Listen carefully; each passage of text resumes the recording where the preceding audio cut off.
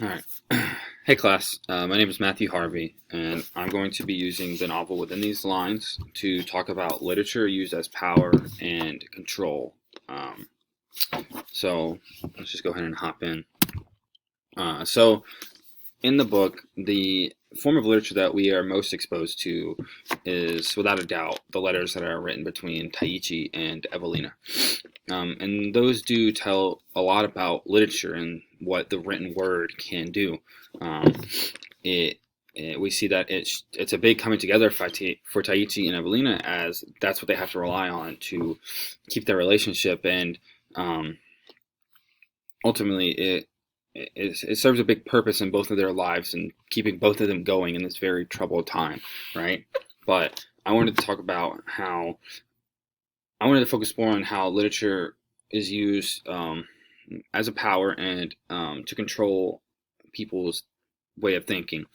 And I have three instances in the novel that I wanted to look at, and that is, first, we're going to look at the pamphlet and the flyers that the Japanese and Americans are given leading up to the evacuations. And then we're going to move on and look at how the newspaper influences the public's outlook on the treatment of the Japanese Americans. Sorry, I'm a little congested. And then we're going to look at Professor Blake and his attempt to suppress Evelina's voice. Okay? So let's hop on into the first one here, which is the pamphlets that are given to the Japanese Americans.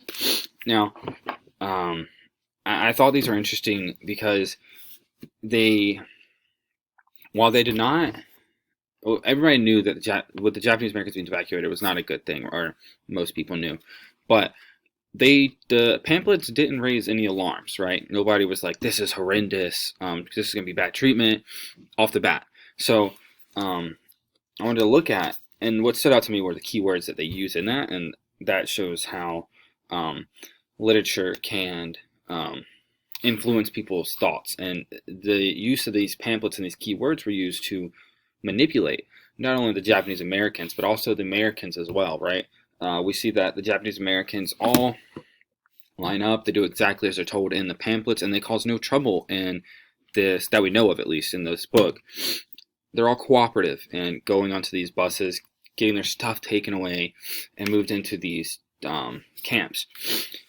So what these pamphlets have done, and as they have manipulated the Japanese Americans into thinking, okay, this will be fine. If we don't fight back, then we won't have any trouble, right? And it's also controlled the Americans' reaction as well, because they're not throwing their arms up like, what the heck?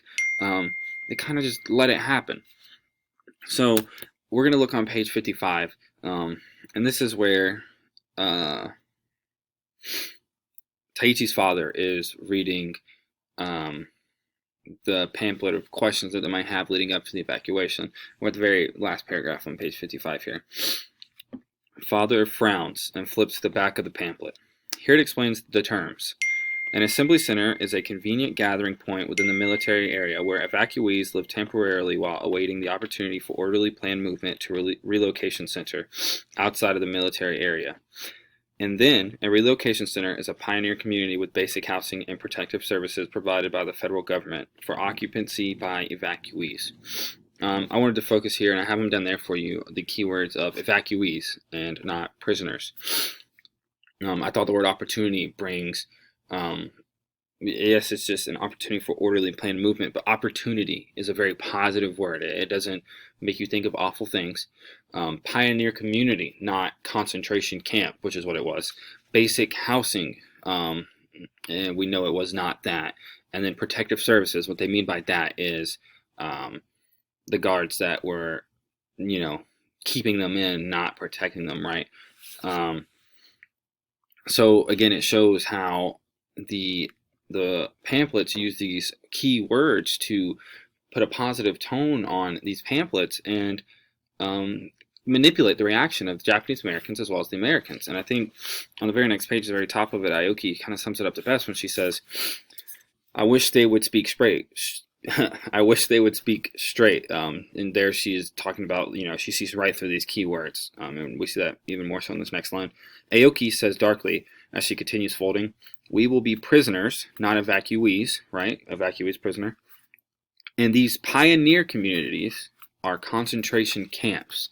And so Aoki sees right through it, right? Um, they use these keywords to cover up what's really going on, and it has manipulated the reaction of those reading. And now I think this next point is the biggest.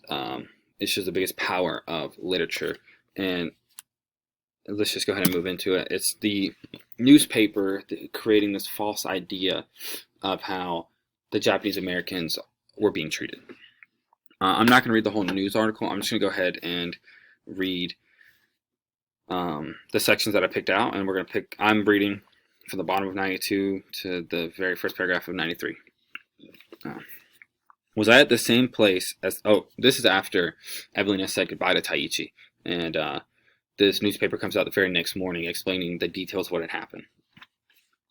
Was I at the same place as this moronic journalist? Because I saw no victory signals, no broad smiles, no bobbing heads, and the only raised thumb was mine to reassure my friend that I was okay. What a load of propaganda in America, in my own newspaper.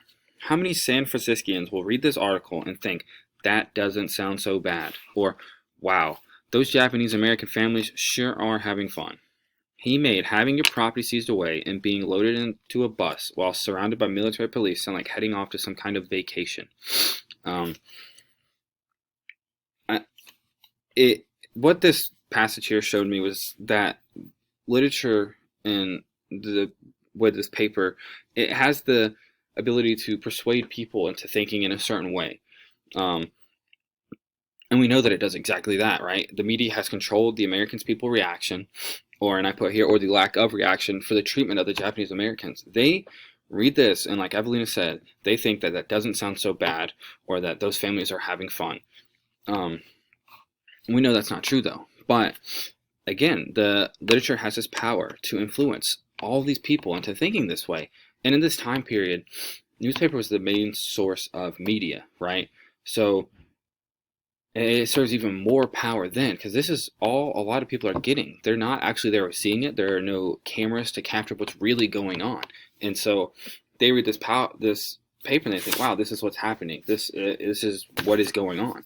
And what they've done is they've created a false image, and it has allowed the military to get away with this horrendous act. And we know that because if we're going to take a look at page 203 to really, which I think really captures how well they have used their power to control the way that the American people viewed these concentration camps. And this passage comes right after Evelina and her mother have gone to visit Taichi in the camp. And Evelina's mom doesn't go into the camp, but from the outside, just from the outside, she can see how awful things really are, and that what she's been reading is not true. This is the very start of 203. We've been on the road for at least 30 minutes, my mind numb from the noise of the tires against the blacktop before Mama speaks. I think that's the saddest place I've ever been. I turn away from the repetitive landscape, dust and sagebrush and tumbleweeds, and I look at her. Her cheeks are wet. I guess I knew they probably hadn't been sent anywhere real nice, but I didn't think. Mama trails off. I couldn't see much from where I was, but there were so many guards, and I could hear these young Japanese girls playing hopscotch and singing one of those songs that you and Gia used to sing when you were little. Here we see Evelina's mother is taken aback by what she has seen. It is nothing like what she has read in the paper, which she knew wasn't completely true, but she didn't know that it was changing things as much as it was. We see here her cheeks were wet, right? She's crying. She's taken aback, and she's seeing it. She has placed her daughter in the same shoes as these little children within the camp. It's really hit her at an emotional level. So again, I think that shows just the power that the literature has, right? Especially in the written word with these newspapers that have created an image for these American people as to what was really going on. And again, that's not true, right? And now we're going to move on to my last point here, which is the power. I titled this incorrectly, but what it should say is Evelina's essays and the power that they hold over Professor Blake. Evelina, she's in college and she's writing these essays over the mistreatment of Japanese Americans. She's made that her center point of her essays throughout the course, we know. And Professor Blake has not liked it very much. And that's because her essays, her literature, it brings fear into him. We know that they view the situation differently, but it scares him to think that somebody else is speaking out on this in a way against what he believes, right? And his only way of combating that is to either suppress her voice or give her a low grade until she quits. And page 238 we're going to look at, and I put the quote on here that I think really kind of sums up the power that her essays and her voice and her literature have on him, right? Professor Blake turns and gives me a cold look. Miss Cassiano, if you don't like your grade, you are free to drop my class. But if you continue to turn in papers that sympathize with our country's enemies, then you will continue to be marked low. Good day. What we see here is he isn't marking her low because she's not writing good essays or she's not writing well research essays like he really says. It's because she is sympathizing with our country's enemy. She is writing on something that differs from what he believes, and that has struck such a fear in him. And it just shows how powerful literature is. Even I have three types of literature in here. You know, we have first the brochures, and then we have the newspaper. Then we have an individual writing an essay that has struck fear into her professor. To think that somebody is thinking against the general public's beliefs. So that brings up all my points. I made this one last slide here to talk about why I think talking about literature and its power and control that it can have, especially towards young adults in the secondary education classroom.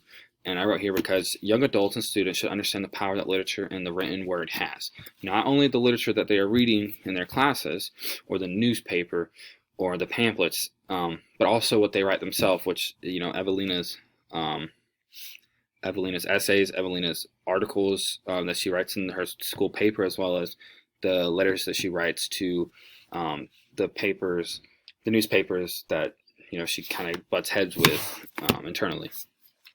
So that's my blog. Thank you guys for watching, and see ya.